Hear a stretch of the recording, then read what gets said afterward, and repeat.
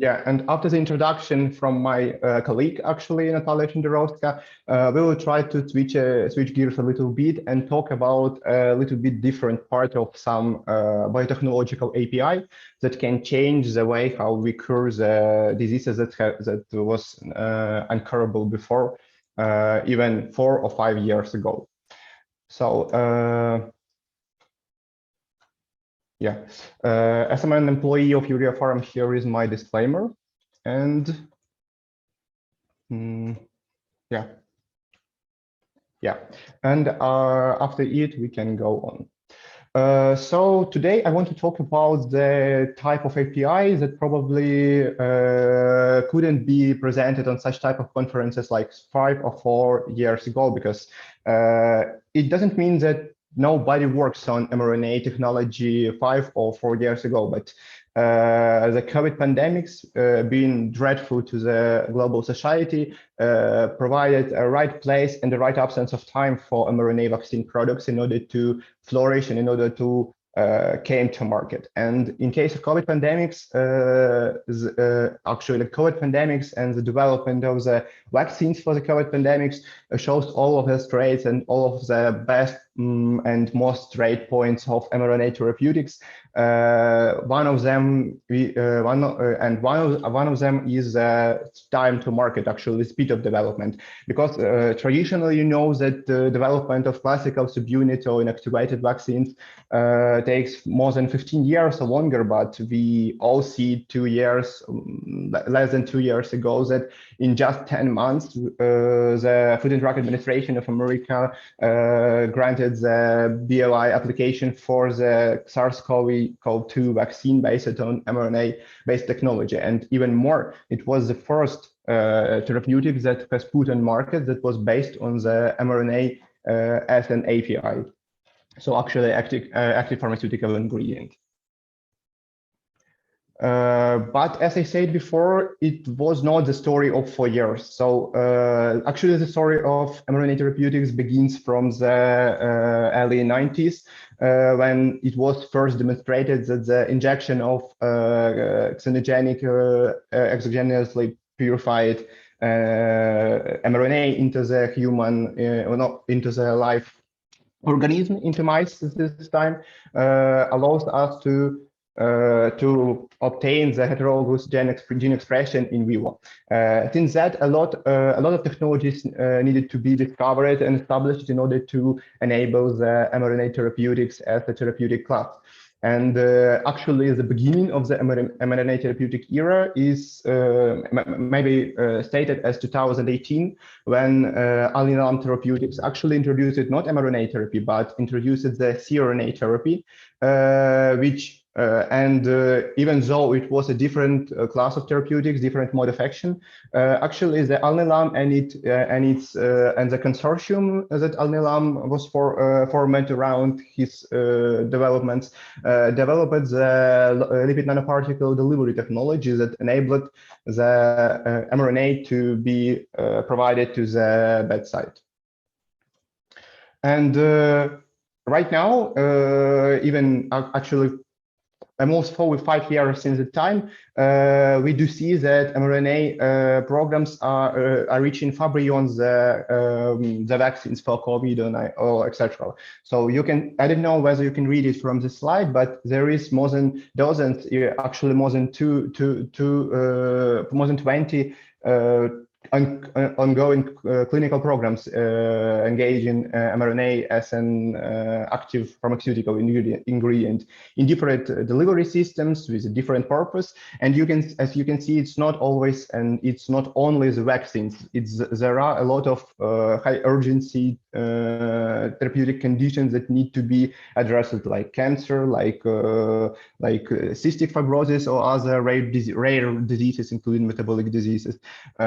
It's also the passive immunization products like antibodies for mRNA that express antibodies for chikungunya infection in situ in the organism, or etc. So the range is broad, and the companies listed on the right are those who who rules that work.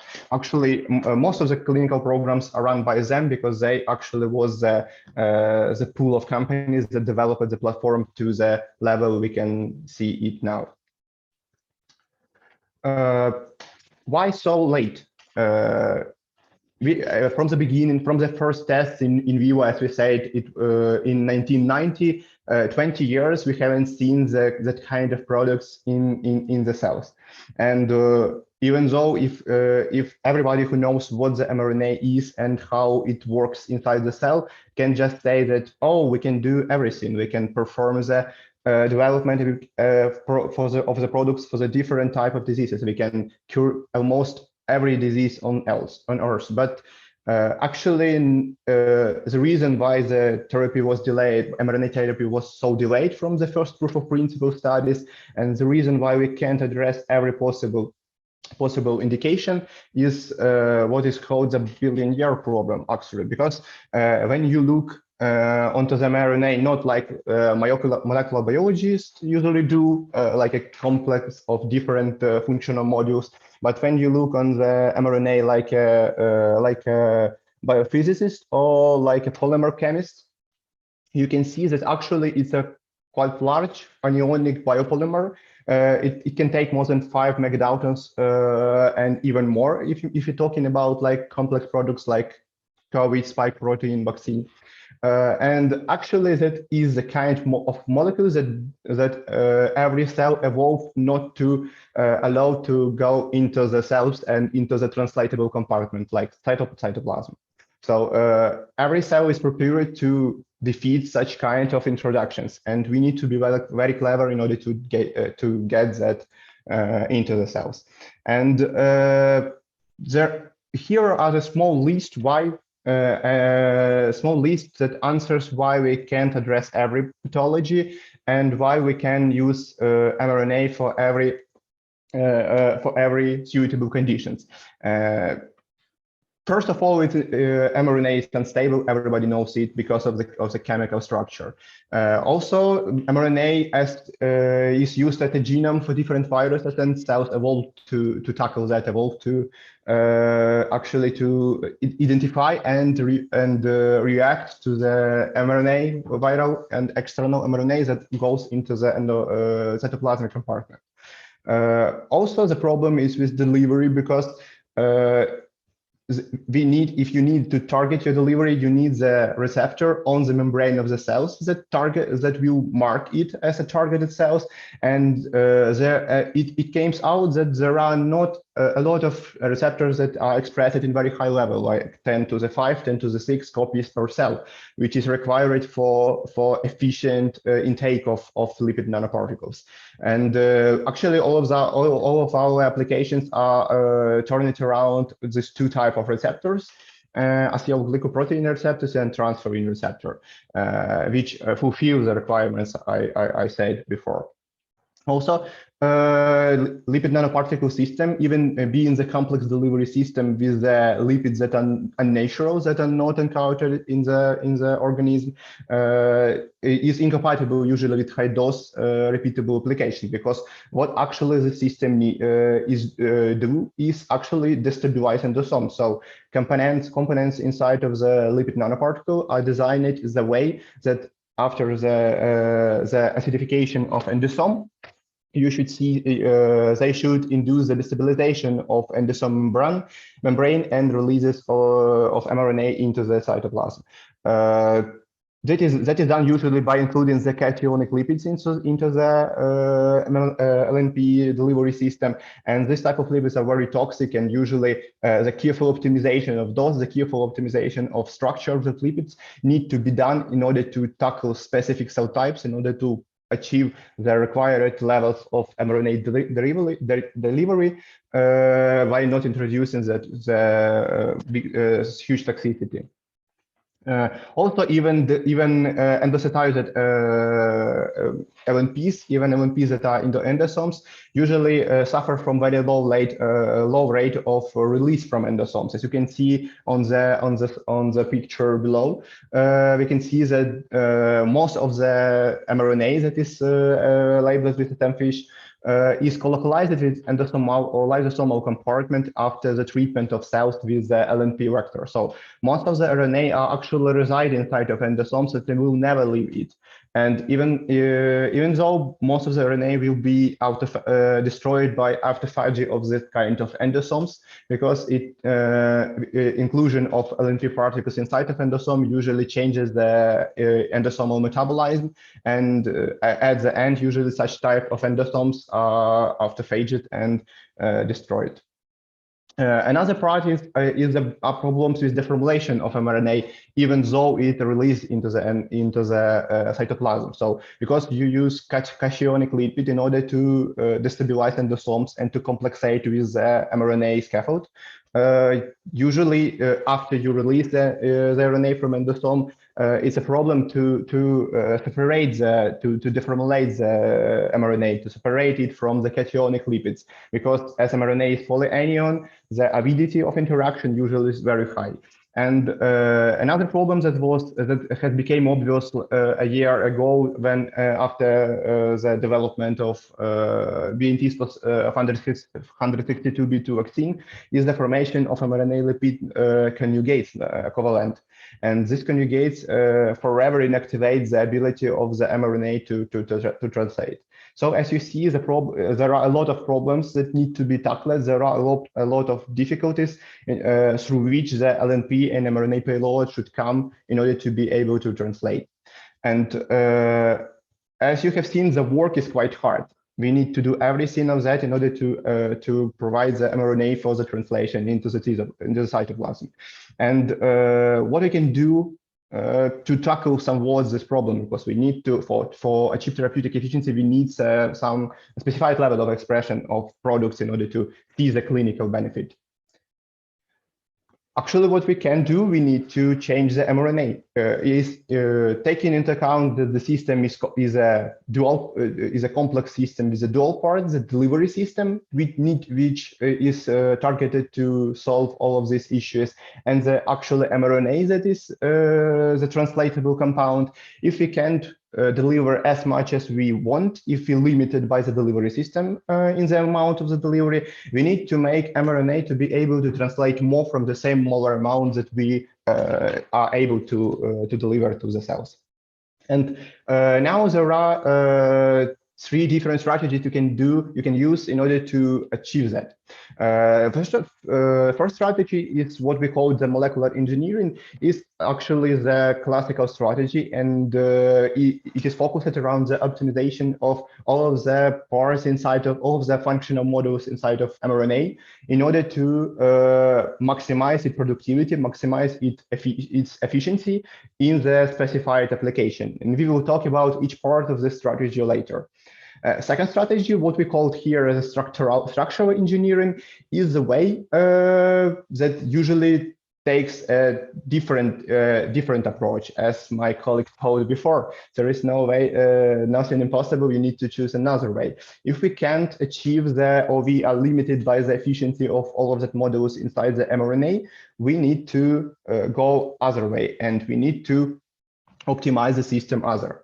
And the third way, which I call here cheating, is the use of self-amplifying RNA. Actually, we do use the classical mRNA molecules, but they are derived from the viral replicants, and they can self-amplificate inside of the cytoplasm. So even such small amount of mRNA that was delivered can amplify it to some measurable levels and can provide the levels of protein expression that is measurable, that allows us to achieve the therapeutic efficiency.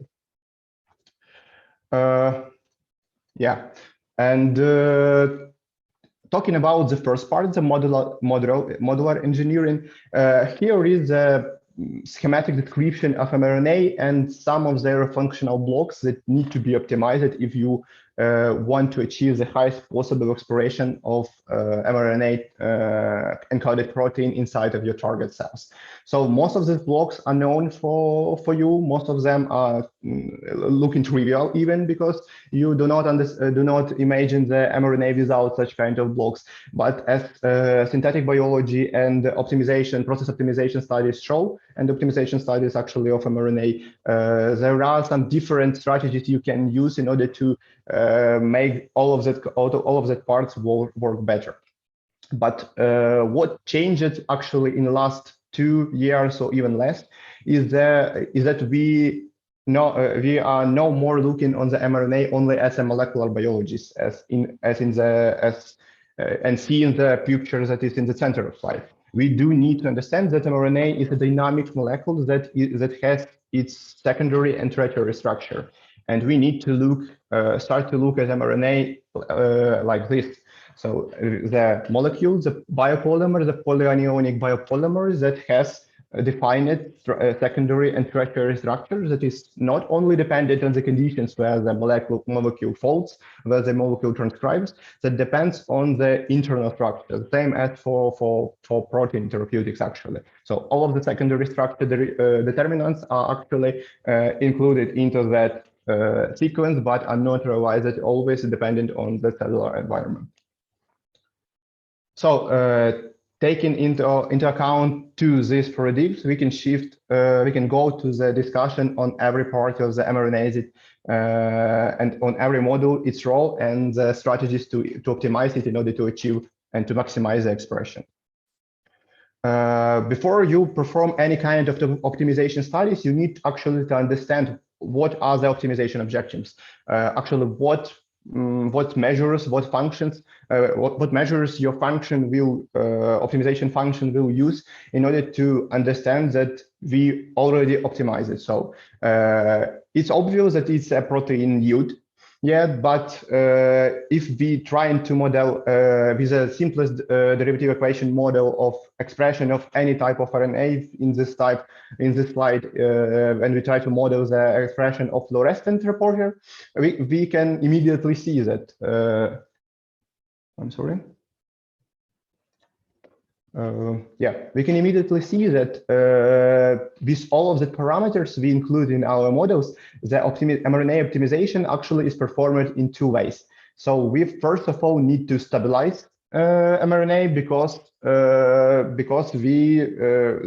stability of RNA, actually half-life of RNA, is one of the major determinants of the product yield in every protein expression experiment. The other part we need to optimize is actually the translation efficiency. So 2 parameters that are used in conjunction with mRNA as a variable in this model. Because if you achieve stabilization, the other part we need to this molecule to be translated as good as possible. Actually, it comes down. Experimental studies show that it actually comes down to optimization of this parameter. Actually, the increase of ribosomal load, and it's not the optimization to maximize it; it's optimization to achieve the optimal level for each of the application and for each of the mRNA, and we talk about that later. So. At the beginning, the first part and the first structural part that is included into the mRNA and either in the cell or as a therapeutic modality, as a therapeutic API, is the cap structure. And here you can see the different cap structures that is detected inside of the on the cellular mRNAs, so inside the cells. And these different structures, all of the structures had some different functionality.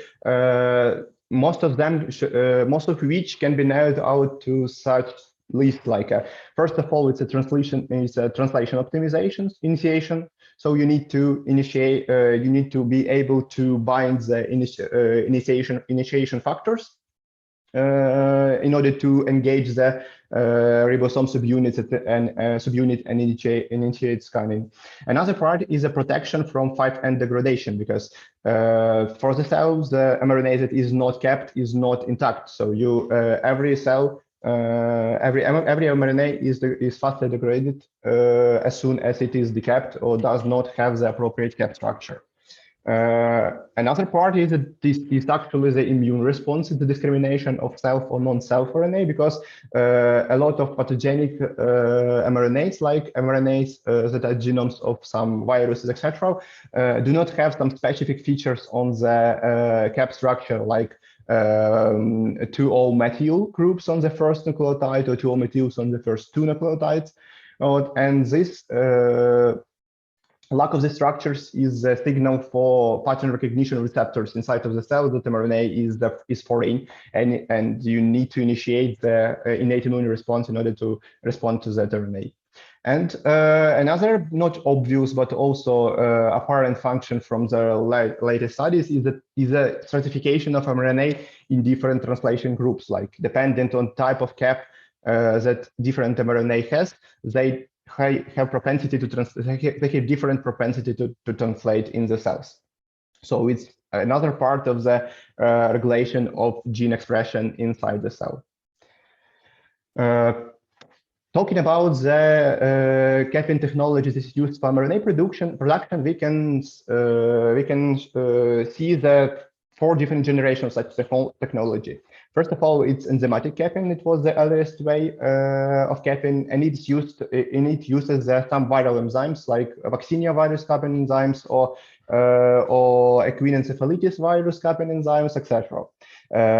Another technology is the use of dinucleotide cap analogs. So it has become obvious quite fast that phage polymerases like the simple T7 polymerase, SP6 polymerase can introduce the dinucleotides at the beginning of the mRNA. As cap is actually dinucleotide, specifically bounded to each other. It has been utilized as from the early 20s to 2000s to cap RNA, and now it's probably one of the most used technology for obtaining the capped mRNA. Third generation of such technology is use of cleavage-resistant dinucleotide caps. So actually, it's the same ARCA cap, but as you probably know, there are some modifications that can be introduced into sugar phosphate backbone of mRNA or nucleic acids that are not recognized by intracellular or natural nucleases, like phosphatidylate analogs, when you swap the oxygen at either position of triphosphate to the sulfur. And this is usually very badly recognized by natural nucleases, or it can be boroanophosphonate modifications when you swap either oxygen with the boroH3 group. And the latest technology that was developed actually at the mid 2010s is the trinucleotide cap analogs like clean cap, etc. The technology is the most modern because it uses not dinucleotide but trinucleotide cap analogs, and we will talk later why it is important and why this type of capping technology is actually used in the vaccines you had probably, and in a lot of future vaccines you will have based on mRNA capping or based on mRNA API. First, some things that I want to actually talk about and that has been discussed in the when you trying to optimize the capping of the therapeutic mRNA. First of all, is the difference between cap1 and cap0 forms, because if you go back, usually the generation 2 caps cannot introduce efficiently cap1 modifications, so they cannot introduce efficiently the methyl group on the 2' oxygen of the first nucleotide. And there is a lot of discussion about that, and as you see from the article by Sikorsky provided that the context of even the cap0 or cap1 modification on the mRNA is cell specific. So there are some cells that for which the presence of methyl group on the first nucleotide as a 2' position does influence the translation, and it's actually the just2 now. And for some cells, you don't see that influence, and that's why even that type of modification, like using of cap1, if you can, should be optimized on cell by cell basis, depending on what cell type you're targeting.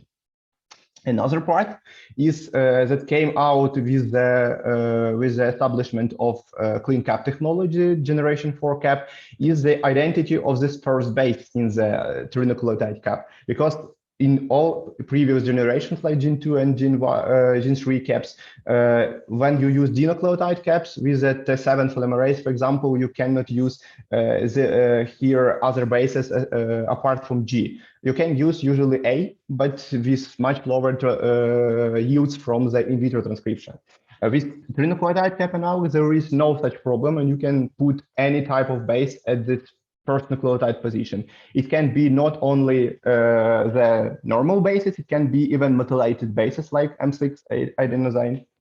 Yeah, and after performing the type of test, it has become obvious that again in cell-specific manner, and now and here in GeoX2 cell line, there is a considerable difference on what type of first nucleotide to use. And actually all of the cell lines discriminate between different first nucleotides in the cap structure. That is what I was talking about when I'm talking about the stratification of mRNA transcripts. So even dependent on in the cellular transcripts, what are the first nucleotides you use, you can achieve different levels of recruitment of the translation machinery. So even that should be carefully optimized, because usually trinucleotide caps are much more costly in the production than all of other types, and the requirement of that type of capping should be evaluated dependent on the targets you select. Another part I want to discuss is the use of generation 3 caps, like as was already introduced, the stabilized caps that are nuclei stabilized caps. What we see there is that some type of modifications like beta TO modified ARCA caps can perform even better than normal ARCA caps or 7-methylguanosine post-translational caps in different cell lines. Also, you can, as you can see from these two pictures, the effect of different stereoisomers of the type of cap is different, and actually the effect of modification is different dependent on the maturation stage of, in this example, dendritic cells. So it's another part that even that you can, another take-home message, that even the basic units like capping module you utilize to cap your mRNA can differ in efficiency considerably, not only on the cell type, but on the state of activation of different cells. But actually, the reason for the high activity of such type of beta S ARCA caps is the stabilization, as you probably guessed, the stabilization of the mRNA from 5' decapping. So, and you can see that that introduction of these modifications into the cap, especially in immature dendritic cells, considerably stabilize the mRNA that was capped by that type of capping. Another part is that introduction of the sulfur instead of oxygen in the beta position of the triphosphate bond increases the affinity of the cap structure to the actually to the EF4E protein that is initially bind cap structure and initiate the assembly of 43S complex on the 5' UTR of mRNA. You can see. Sorry. Yeah, you can see that inclusion of that sulfur provides electrostatic partner for interaction with two of amino acids inside of EF4I. And this due to the larger size of sulfur and shorter distances between this counterparts in interaction, the affinity of such type of caps is higher than natural capping structures. So it's correct for the sulfur and it's specific, as you can see now, but different type capping structure that has been stabilized by methylene bridges, etc., cannot exert that effect. And even though they will be more stabilized for the decapping and hydrolysis, it will perform worse. So all of the structural features that are introduced, even such minor features that has been introduced have a considerable effect in terms of the stability and the expression of the mRNA. Another part we will talk about is the polyadenylation of mRNA.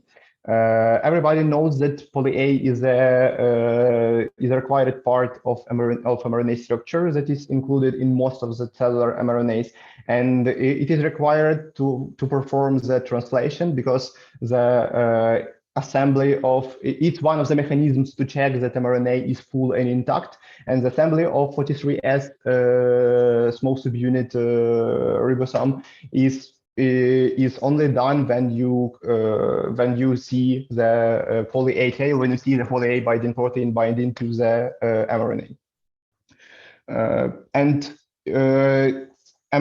Poly-A tail is not only the factor that enables the efficient translation. It's the module where there are a lot of regulatory mechanisms in the cell that stabilize or destabilize mRNA that control its fate during cell cycle progression is targeted at.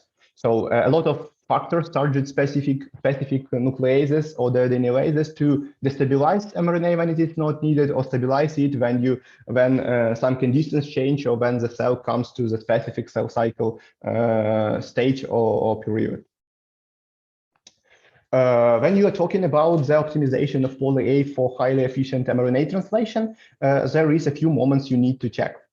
First of all, the nucleotides that are at the terminus of the synthetic poly-A, because now you do have two different strategies to enable the attachment of poly-A tail. First of all, it's the polyadenylation by some bacterial poly-A polymerase, so from actual enzymes that perform this activity in vivo. Yeah, and when you synthesize the synthetic mRNA without poly-A tail, and after that incubate it with the enzyme and with ATF in order to add that type of sequence. Another way is to encode actually the poly-A tray, poly-A tail in the plasmid that you will use for in vitro transcription. And with that, it's actually quite hard to achieve the linearization of plasmid without additional nucleotides on the coding straight of the plasmid that will be transcribed. So but you need to do that because you can, as you can see from that slide, from that picture, the additional bases that are left on the poly-A tail that was encoded into the plasmid negatively influence the translation rate of mRNA. It's usually connected with the prompt and fast prompt binding of CRN not 4 complex that recognizes non-A residues at the end of poly-A tail, and after its binding, it's quite processive to reduce the poly-A late as soon as it can before it achieves the steric hindrance from the poly-A binding protein binding or binding any other factors that are associated with poly-A. Another part we are looking usually is the later poly-A, because it's obvious that the poly-A tail can be infinite, and in cells you see that there are some optimum for poly-A tail late in order to achieve efficient translation. It's not obvious where this optimum is for external derived mRNA, because you usually do not aim at cellular regulation of the translation of that mRNA. You are aiming at the maximum possible translation. You can see. And when we're talking about that, the type of experimentation has been done, and it was shown that usually A51 or A60 poly-A tails that are encoded in typical vectors for mRNA production are not as efficient as this can be to enable mRNA expression. So you need to increase poly-A tail rate, and it was demonstrated in different contexts, independent of reporter.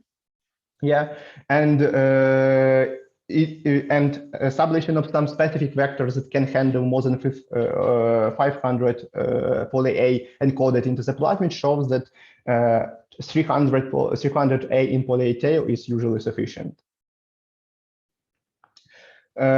Another problem and another approach to engineer the poly-A tail is actually to perform the same strategy that was previously discussed for the cap. We can, if the problem that reduces the expression of mRNA is the cleavage of the poly-A tail, we can introduce there the modified nucleotides that will not be amenable to nucleic attacks by nuclease attacks by cellular nucleases. And it can be done enzymatically into the mRNA, but as you can see, most of this, you can see here the two types of that modifications: introduction of phosphatidylate, which is already familiar for you, and introduction of boronophosphanate nucleotides, which we have already discussed too. Introduction of both of these modifications can be done enzymatically, and both of these modifications, as can be seen in from this graph, can stabilize mRNA after introduction, as the higher rate of introduction of the modified nucleotide is actually the downside in this graph, actually reduces the rate of depolyadenylation. But as you can see from the graph here, even though the cap is more stable than it was before, it does not induce higher mRNA translation if you use the mRNA with phosphatidylate analogs, and in comparison to mRNA without it. And even worse situation is with these boronophosphanate modifications, when you actually, at every ratio, you actually decrease the efficiency of translation. So probably any other mechanisms like disruption of binding with a poly-A binding protein, etc., are involved. And simple stabilization is not always efficient and enough to achieve efficient translation. 3' UTRs. 3' UTRs, so untranslated regions after the actually coding sequence, is one of the regions in mRNA that are the most enriched, one of the most enriched in regulatory motifs. So here you can see a short list of the described regulatory motifs that are included into the 3' UTR. And as soon as this motif is actually placed after the TDS, usually it does not influence to very much the translation efficiency, but it's not always the case.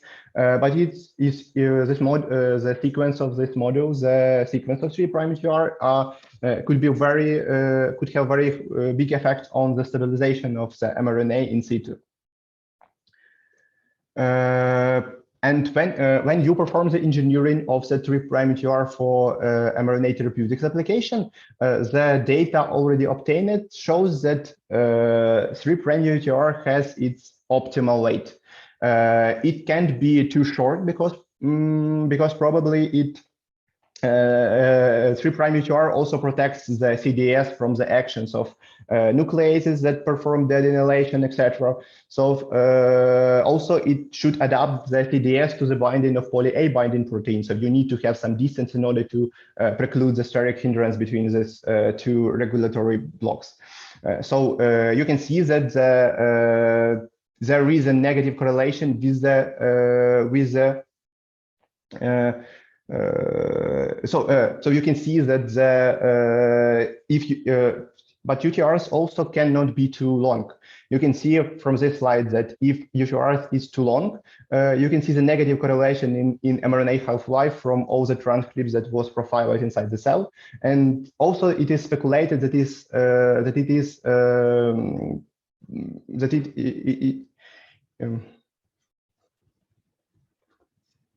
it has been speculated that it is because long UTRs, for long UTRs, there is a higher frequency and high probability to incorporate all of that regulatory motifs, and especially the destabilizing regulatory motifs. As between 3' UTR regulatory motifs, most of them are destabilizing, and the higher weight of UTR just increases the chance of incorporation of such kind of motifs.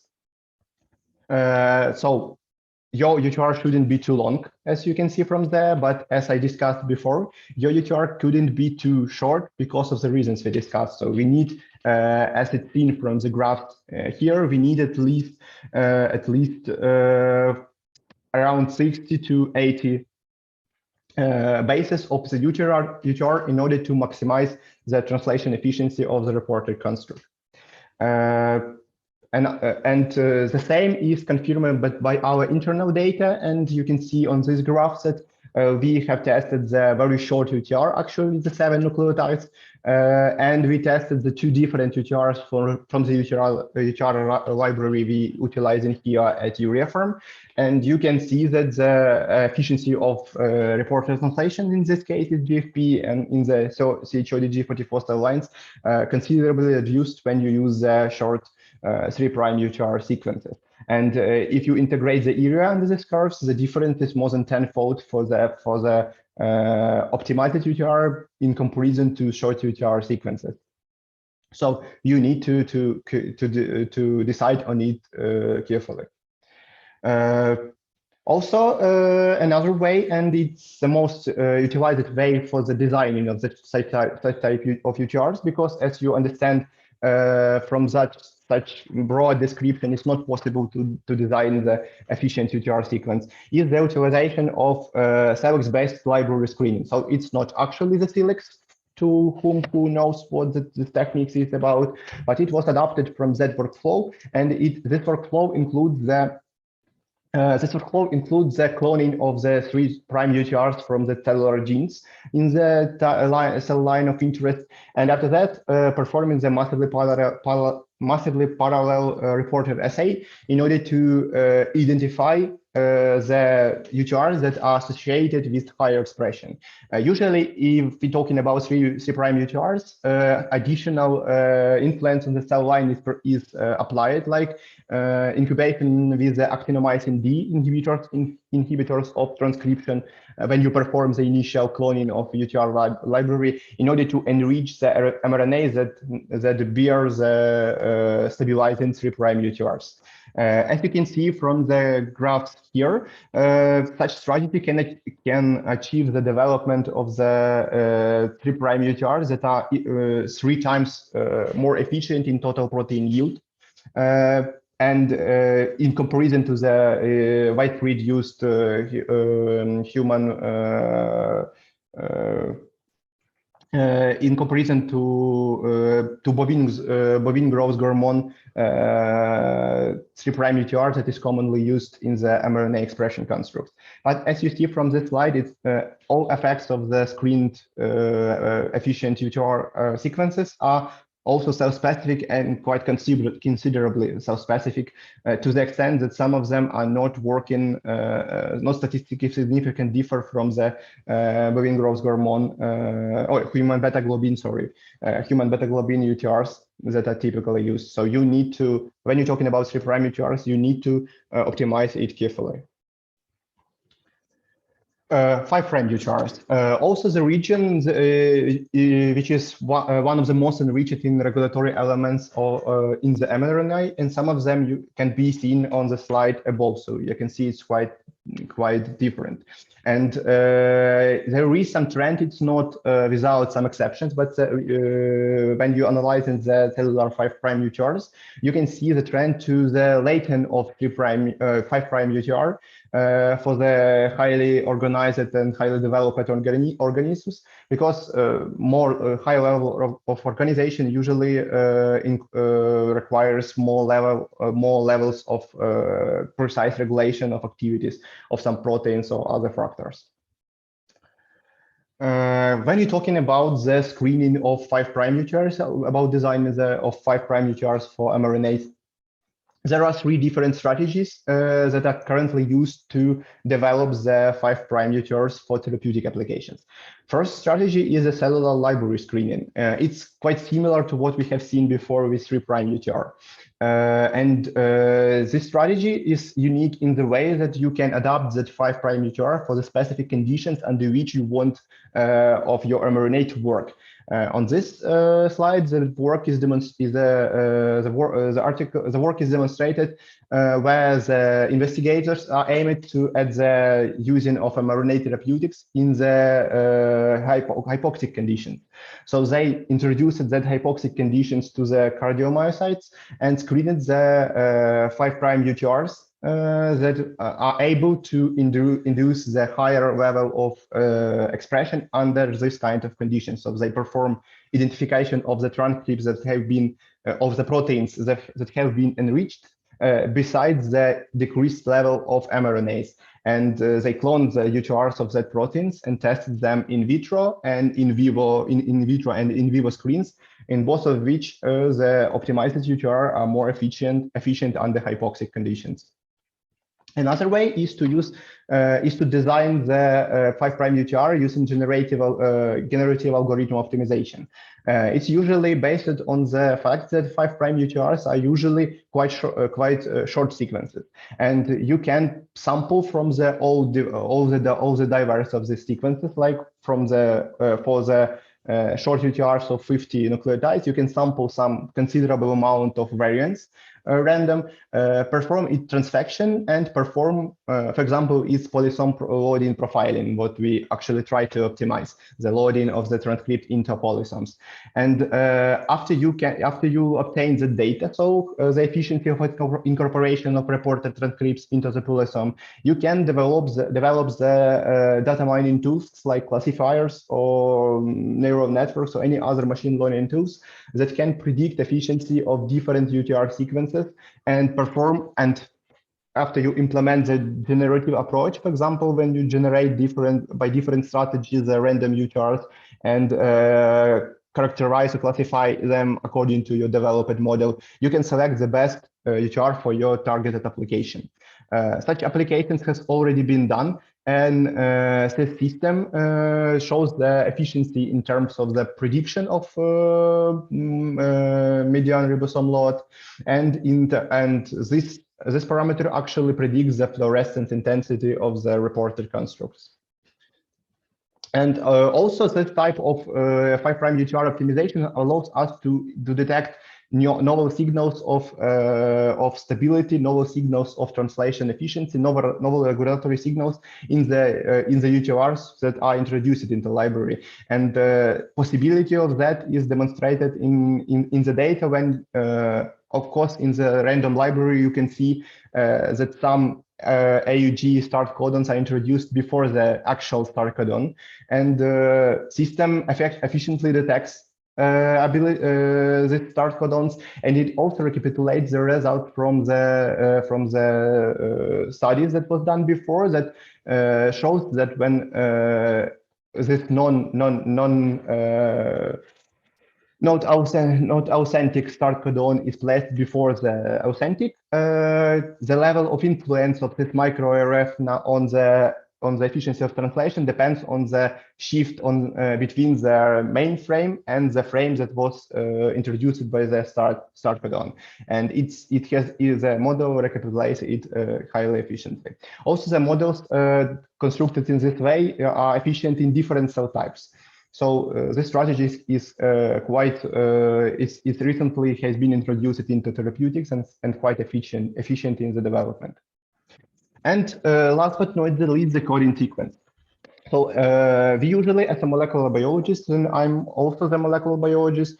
So as a molecular biologist, we are used to look at the CDS as to something like that. So we have some region that is translated into the specified amino acid sequences. Even more detailed description for the molecular biologist is actually comes down to the nucleotide sequence of that region. But actually, when we are talking about CDRs, we need to look at them like this, because they tend to form the secondary and tertiary structure, which is highly influenced all of the parameters that is discussed here. So it influences translation efficiency, it influences the immune sensor activation, it influences in solution stability, and that's why it's not only the codon optimalities that need to be optimized, it's the structures that need to be optimized. when we're talking, oh, sorry. Yeah, I lost one of the slides on my 5 UTRs. Oh. I just came back quickly. Another strategy for 5' UTRs design is the de novo design, when you try to minimize the sequence. So you introduce the minimal Kozak sequence, you introduce the transcription start site of the T7 polymerase, and such short UTRs surprisingly works very well. They translate not worse than some reference UTRs that are usually beta globin or etc. UTRs on 5' end. So this is also a viable strategy. And what is important for such type of UTRs, minimal 5' UTRs, they are they're more universal in terms of transcripts. So their activity do not differ very much when you change reporter from, say, lutefarase to GFP or your protein of interest. Turning back to CDS. When we're talking about the optimization of structure, there is we need to know that the codons we select for the coding sequence is influence that kind of structure. And influence of that kind of structure is demonstrated here. Even though the slide is very crowded, you need to look here. And this graph, this heat map is actually shows that stability of mRNA that was measured in the whole cell RNA stability assay is correlated with the optimality of the codons. So the more optimal codons for the CDS that are used, the more stable the mRNA. This data first incurs the connection between the translatability of mRNA and its stability. This hypothesis had been confirmed in some follow-up experiments that show that actually the synthesized reporters that carry either optimal or non-optimal codons do differ in the efficiency, as it was in efficiency of the optimized region, because it's two-part reporter. So this part is not optimized, is not different in two reporters. So the difference in fluorescence intensity can only be deduced if we claim that the actual mRNA change the stability with the difference in optimality of the later part of the construct. Also, it can be seen that under viral infection conditions, the efficiency of the difference between these constructs with optimal codons and non-optimal codons begin to decrease, because usually during the viral infections, all of the translation efficiency decreased in the cell. So it's another addition to the thesis that the stability of mRNA is actually correlated with the translatability. Another part, and one of the interesting additions to that thesis, is the use of modified nucleotides. And sorry, yeah, and I want to add, for the sake of time, I will not go into deep for the type of study, but I want to add that utilization of more typical modified nucleotides that are usually introduced into the mRNA therapeutics, like methyl-1 pseudouridine, methoxy-5-methoxyuridine, etc., not only influences the detectability by innate immune sensors in the cells, etc., but it also changes considerably the structure of mRNA. So as you can see from this MELT UV26 melting assay, so inclusion of this type of modified nucleotides stabilize the secondary mRNA structures, change the landscape of RNA structures, and due to that, change the translation efficiency of just codon variants of the same reporter with the same UTR and with the same regulatory blocks. Okay. Talking about the nucleotide modifications, all of you know probably that synthetic mRNAs are usually introduced, have been introduced with some type of nucleotide modifications, and these modifications usually have three main targets to achieve in order to by its introduction. First of all, is a reduction of binding to mRNA pattern recognition receptors. Another one is a modification and stabilization of secondary or tertiary structure. As we have seen before, it heavily modified nucleotide heavily influence the structure that is formed by CDS, that is formed by mRNA as an entire. And third one is the reduction of mRNA self-priming during IVT in high yield conditions, because this type of modifications is shown to yield less such type of events when mRNA is elongated by self-priming, and this event introduced the double-stranded RNA species that are one of common pathogen-associated molecular patterns and introduced into immunogenicity of the mRNA. Here we see that the reduction of immunogenicity is actually achieved by the change in the structure of mRNA, and the change in the structure is actually modifies the interface of interaction between mRNA and the pattern recognition receptors. This time it's toll-like receptor 7. So that change makes the mRNA incompatible with binding to toll-like receptor 7 this time, and the other PRRs, and that's why reduce its immunogenicity.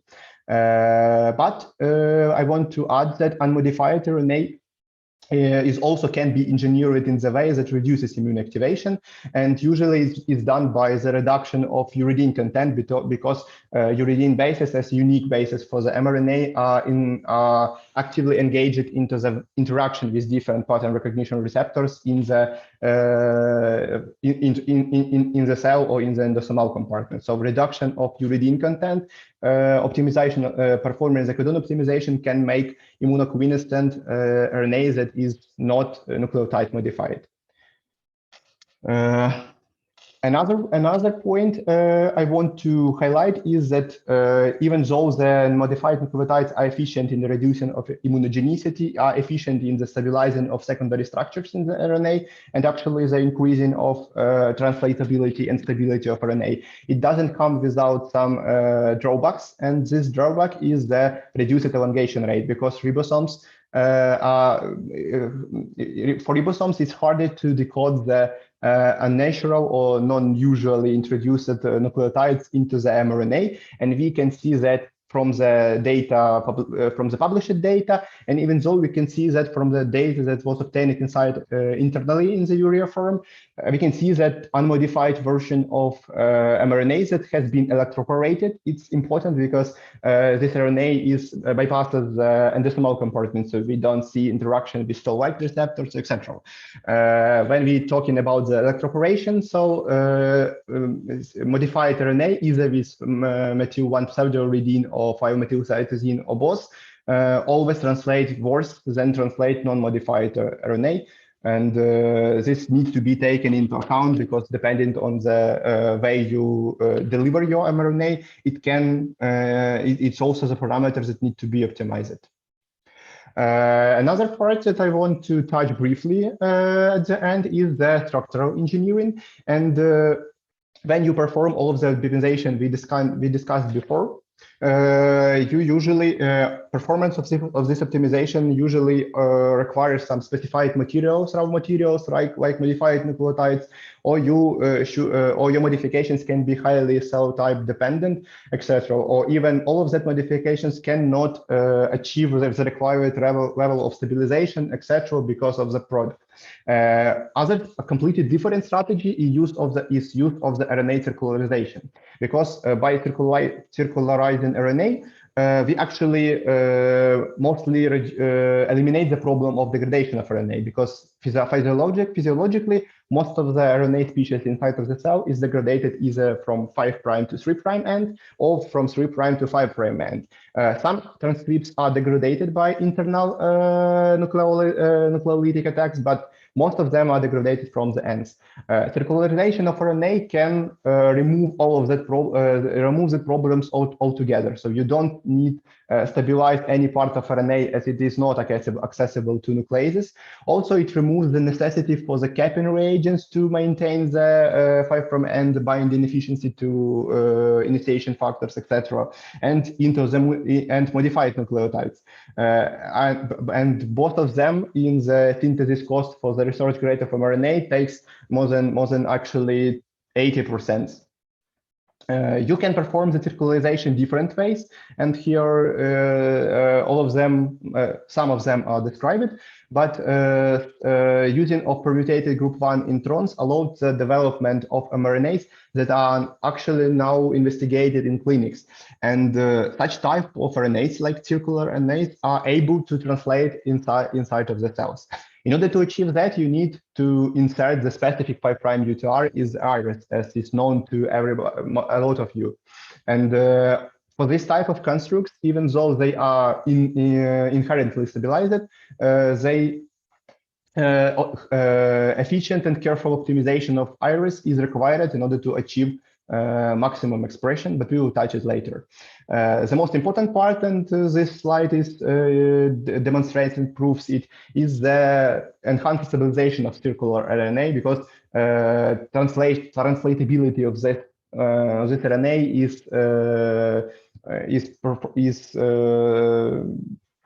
this RNA is able to translate much longer than usual, even modified or non-modified linear RNAs with usual typical 5' and 3' beta globin UTRs. And these two images shows that actually the circularization is the reason for the stabilization, because linearized construct is not stable and is not able to achieve comparable translation as the circular one, even though this construct have the same iris and the same CDS.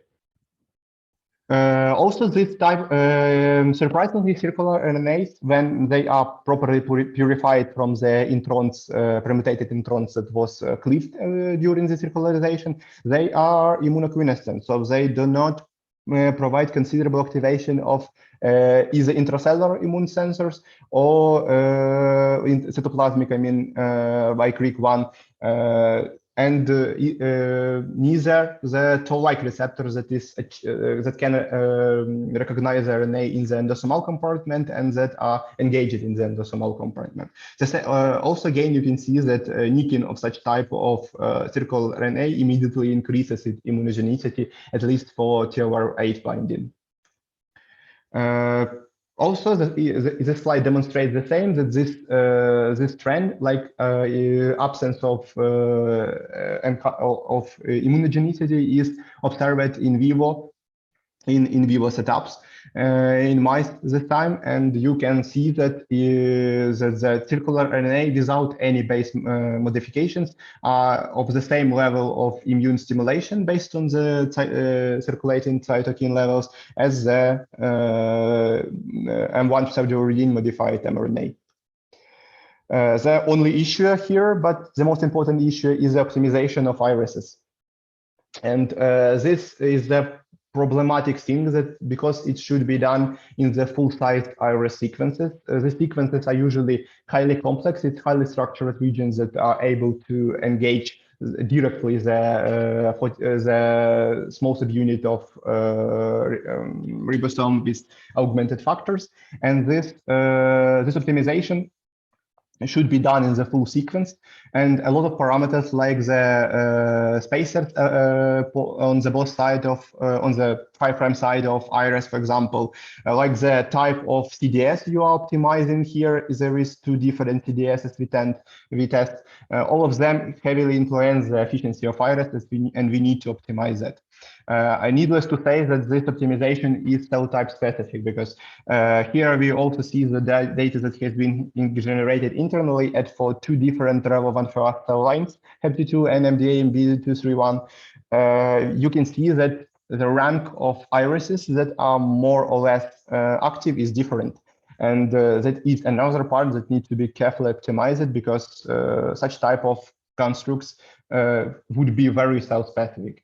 And another part I want to add here that is not represented on the slide is that, unfortunately, irises also need optimization, because translation efficiency from the irises in most cell types is much less than from the cap dependent mechanism. But it has been demonstrated previously that it is possible to screen and design irises that are as efficient as cap induced translation. And our group is now performing some work with this type of irises. And as soon as we will have the result, we will share it with the scientific community. And the last part is actually what I called here cheating, is to use self-amplifying RNA. As I told before, if you cannot optimize or deliver RNA that provides enough translation to achieve your therapeutic efficiency, or you can use such type of constructs when you deliver replicons of this type of viruses. Actually, it's modified replicons because it contains only the subunits of the reverse transcriptase complex that is able to actually from subgenomic promoter perform reverse transcription and amplification of mRNA that encodes your actual antigen. So it's pretty elegant, and it's actually used in clinic, because here you can see the ongoing programs that are clinical programs that are recruiting patients now that use self-amplifying RNA as a carrier for antigens for the vaccine application. The problems is actually that this technology now is limited to vaccine applications because it's too high immunogenic. You do have some double-stranded RNA species that is created during the self-amplification process, and this also because of the inefficiency of reverse transcriptase, you generate a lot of variants that are immunogenic, like triphosphate capped RNA or etc. It's not compatible with most of them, and because of the functional structural elements in the RNA, like subgenomic promoters, etc., it's not compatible with most of modified nucleobases that can reduce immunogenicity, because you have seen incorporation of this modified bases heavily influences the secondary and tertiary structures that is formed by irises. The same is true for the circular RNA, because iris is included as a module here and is not compatible with modified bases. Another problem is issues with in-carrier and in-solution stability, because such replicons, even with only necessary genes, for example, for spike protein vaccine, takes 12 to 14 kilobases, and such replicons are highly unstable in solution, have a very low half-life, and even in carrier, because of the complexation with ionizable lipid, pKa of hydroxy groups of RNA can shift, and that heavily induces the self-cleavage by inline conformation state of the mRNA bases.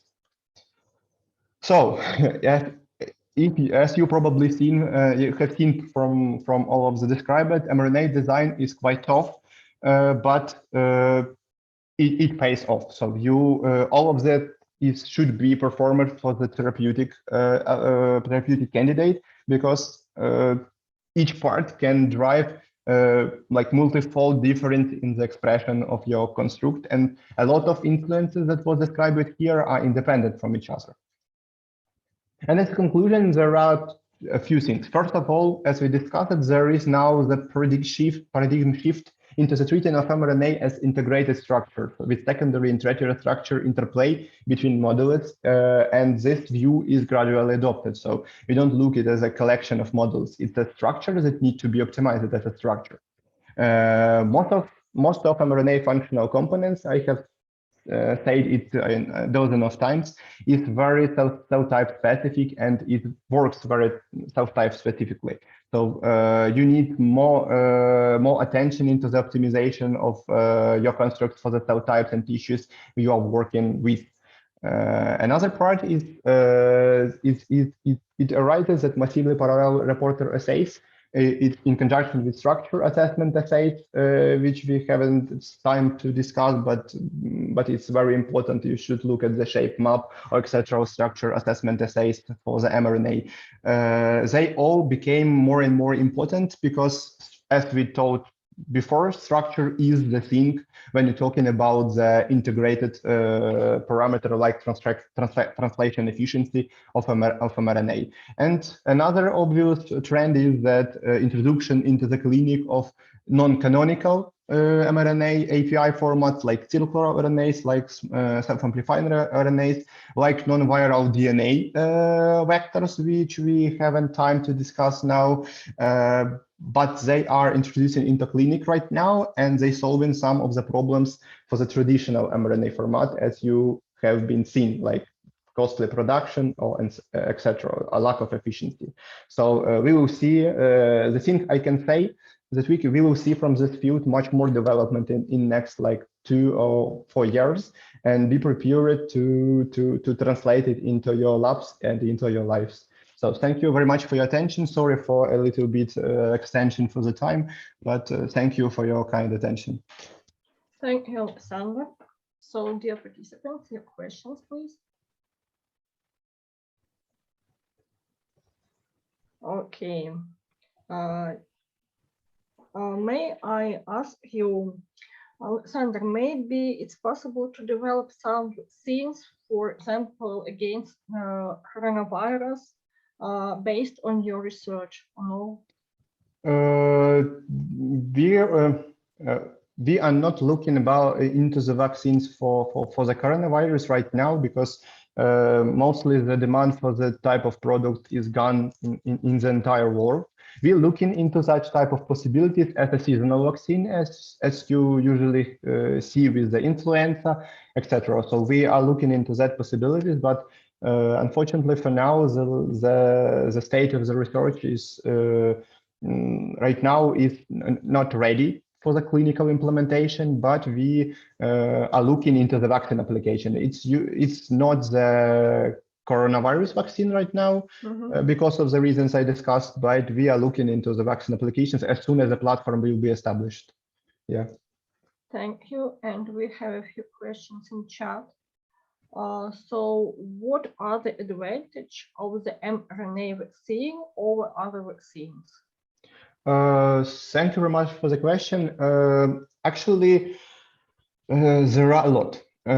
First, the first one has been described on the first slide, actually the time of development. So traditional recombinant or inactivated vaccines is not possible to develop and on the time scales that is possible for the mRNA. That's because for different mRNA products, you actually do not change the CMC process, like chemical manufacturing and control. So you use actually the same quality control methods. You use mostly the same production process, which should be optimized for the different mRNA structure, but actually it's usually, if you, for example, talk for different variants for different variant COVID vaccines, or etc., when you have very similar proteins that will be encoded by your mRNA, you don't need any optimizations in the manufacturing process, etc. Also, you have a lot of data for that has been generated for the previous programs, like the characterization of the process, stability studies, etc. And this data, because of the not very different chemical structure, is reliable to rely on and to guide the development process. The same is true for the regulator. They do understand that the product is changing from the CMC part very little, so they will not expect to some problems at the CMC part. So all you need to do is to perform the clinical actually development, because even preclinical studies can be some of the preclinical studies can be omitted if you use the same platform. So all of them allows very short time for the development. The same is true for the research actually, because all of the platform tools, you do have methodologies, instruments, specialists, qualification, all of them are actually the same independent of what product you are working on. And it heavily reduces the R&D spend costs and investigational material production costs for the product. Another part is also the possibility to use multi-product facilities with that, because it's quite easy to perform cleaning and validation of cleaning for the equipment that is used for the manufacturing of the mRNA, and after that you can use with exactly the same process. You can use exactly the same process to manufacture a new unit, to manufacture new batches, etc. And all of that heavily reduces the manufacturing cost for the item. Also, even the raw materials from which you produce mRNA is much less costly than raw materials you need to perform the traditional bioprocessing or even microbial bioprocessing. That's all of them come into the solution that mRNA, especially for vaccine applications, is the best technology, and it will pave this way into the different applications and like antigen replacement therapy or etc. Thank you. Next question: what data set do you use to train the maybe GAN model for optimization? I want to notice that as you have seen, and I have put the links, a lot of studies is not studies of our lab, because it's more like the generative glance for the situation in field. Some data that was generated because our program is at quite early stages. Some data that has been generated and are possible to be shared with you has been presented. So we have not trained it. We are not using right now the strategy for UTR optimizations that requires the training, but it can be done on the data you can generate in your lab. The data is actually the RNA-seq data most of the time. So you perform the RNA-seq data with special sample preparation protocol. It's either treatment of actinomycin D by actinomycin D of the interested cell lines, or and the recovery of the stable RNA. It can be the fractionation of cellular compartment on sucrose gradient in order to obtain the different polysome fractions that you are working with. But after that, you isolate RNA and perform RNA-seq. It can be RNA that was modified by in vitro shape map reagents, like reagents that react only with accessible to the solvent surfaces of mRNA. But it's also, after that, you always have the RNA-seq. So it's next generation sequencing data usually. Thank you. And also we have a question. You mentioned creation of vaccines. Is it possible to create some mRNA drugs as well? And do they have benefits over herbal, for example? And what are their drawbacks? Yes. It's as you quite fairly noticed. Why don't use this technology for the classical protein therapeutics, etc. The issue is that, as I told, as you probably get from the presentation, the platform is quite early, and for some applications, you need quite a high dosage in order to achieve therapeutic efficiency. So, like if you're talking about the monoclonal antibodies, for example, like recombinant proteins that is used for I don't know, for like for oncology applications, etc., you need quite high doses of that therapy in order to achieve therapeutic efficiency. For now, it's not possible to perform that, to induce the synthesis inside of the organism, such amount of therapeutic in such a short time frame, because it's always about the productivity, or in order to achieve therapeutic efficiency, in order to reach the therapeutic window. But for some applications where there is no other ways in order, apart from mRNA or some gene therapy, to achieve efficiency. For example, if you're working about the pathologies that are associated with the proteins inside of the cell, inside of the organism. For example, if you are talking about some metabolic disorders where you don't have working some enzymes of urea cycle, if you don't have, if you have mutations in some of the enzymes that like process the glycans on lipids, etc. So that type of therapeutics, like of diseases, are not able to tackle outside from outside of the cells, or it's quite hard to tackle, like cystic fibrosis, etc. So you can do that, but not to every variant that is pathological, you can provide that small molecules, and much easier to do by mRNA, by just translating the correct protein inside of the cell. And it is what is what is under the development now in our group and in a lot of groups that works with mRNA therapeutics. So the only issue is that therapeutic efficiency. For now, we cannot achieve the required dose of the therapeutic protein inside the cells. But it will definitely come. So you are right. It's obvious approach, and it will be utilized. Yeah. Thank you, Alexander. Please, another questions if you have. I think it were all questions. So Alexander, thank you. Maybe yes, yes. Yeah.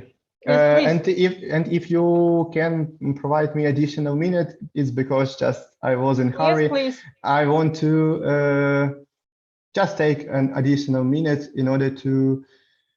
Can you see my screen? No. Yeah. Yeah. I want to thank my team who worked on all of the projects. So I don't have just a good photo of Natalia right now, but you have seen her. But we have a video with Natalia. Yeah. just an hour before. So, Natasha, please, story. Yeah, and all of the people, it's our synthetic biology group, people who work actually with molecular biology and with all of that stuff you actually have seen before. We do have the upstream process engineering groups, that people who work with the cell line development, as was discussed by, as was told by Natasha, and these people also work with the in vitro cell models we are working on when we test in our mRNA products. Also, we do have a small group, small analytical development groups that is working actually on most of the analytics we use for the characterization of recombinant proteins and for the characterization of mRNA API and mRNA assembled lipid nanoparticles. So thank you very much. Sorry for that additional time. Thank so you. I many thanks to all of them, because most of them enabled my talk here. Yes, because it was a great work, and you need a great team for it. I do have a great team. Thank you, Alexander. Thank you for joining us. It was very interesting and very actual, and I hope that you enjoy us and have a good time with us. So thank you once again for your attention.